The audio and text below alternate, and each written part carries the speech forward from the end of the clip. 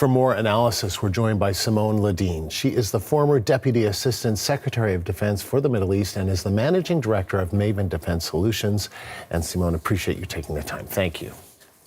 Thank you.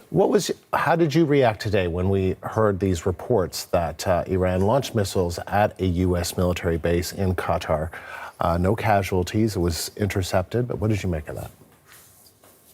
Well, my first thought was actually a remembrance of the quote unquote retaliatory attacks in 2020 that the Iranians conducted supposedly, against our forces in Iraq, against one of our bases in Iraq, where similarly we got warning in advance. We were able to move our troops out of harm's way. And it was, as you noted, as many people have been saying, performative. And I do believe that we have seen something similar today, where the Iranians had to respond in some way, but lack the capability to effectively respond, retaliate in a parallel manner. And this is potentially the best that they've got. But they also don't want to escalate matters with the United States. It's one thing to fight Israel, and they're already losing quite badly, but to risk bringing the United States into a full-fledged conflict outside of this one targeted strike against, or several strikes against their nuclear program, that's a whole other situation for them that they don't want to get into, because literally this regime is now fighting for its life, and bringing President Trump and the United States military into this mess will hasten their demise. What do you expect Donald Trump, the president, to do next? I think, first of all, that President Trump has been extremely generous and tried for the first several months of this administration to make a deal with the Iranian regime.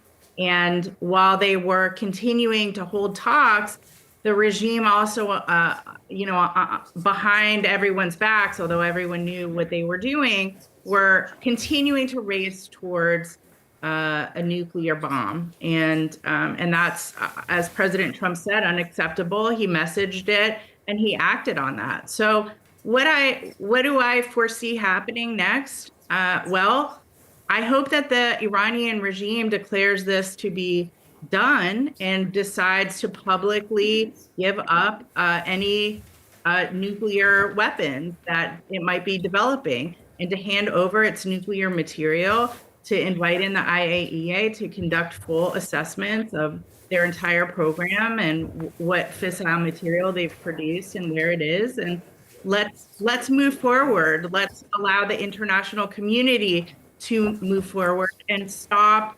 allowing and appeasing this regime, which has only led us to the brink of catastrophe. As someone who's worked with the Trump administration and advising defense strategies for the U.S. on the Middle East, can you talk to me a little bit about what the decision-making process was like in terms of Donald Trump making the decision to strike on Saturday night, and will look like moving forward? Well, President Trump's decision-making process is certainly his own. I would not presume to try to decipher that for anybody. But I do think it's clear that, and he messaged this to the media several times, he said, "I'm done."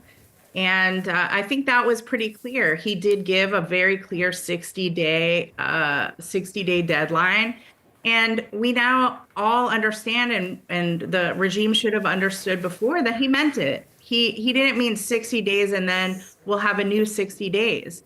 So what's his decision-making process now? If you look at the weakness of this retaliatory attack, if that's what you want to call it, it wasn't a real retaliation. It was humiliating. It was embarrassing. And it, in a way, speaks for itself. So I don't know if that rises to the level of the president responding in any material way. But I think what does matter is, are there going to be any further attacks against Americans? Is the Iranian regime going to continue to obfuscate, to hide its nuclear program, to lie, to not allow inspectors in, to not stop building what it was building? I think those are the signs and signals that we will be looking at very closely in the days and weeks ahead. And I would also like to add that the Israelis are clearly on the ground, because they've been conducting these exceptional operations, and they also, through their networks, can tell us a lot about what the Iranian regime is and is not doing.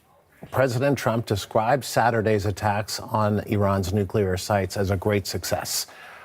What constitutes, from your perspective, a success?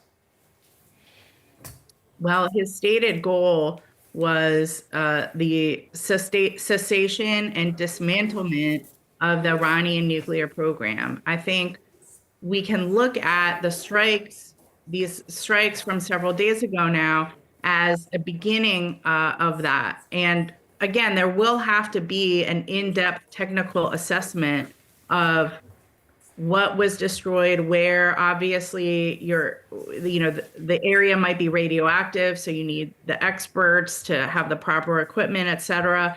But at least these series of strikes against these 3 nuclear facilities had to have destroyed the Iranians' capability to continue making this material, and potentially also in concert with the Israeli operation to decapitate the Iranian nuclear program, i.e., assassination of a lot of Iran's premier nuclear scientists. Those 2 things together hopefully at least have delayed an Iranian nuclear program by decades. But again, the goal is complete dismantlement. So we will have to look and see if these strikes were able to do that, or if further work will be needed in the future. Simone, thank you. That was former Deputy Assistant Secretary of Defense for the Middle East, Simone Ledeen.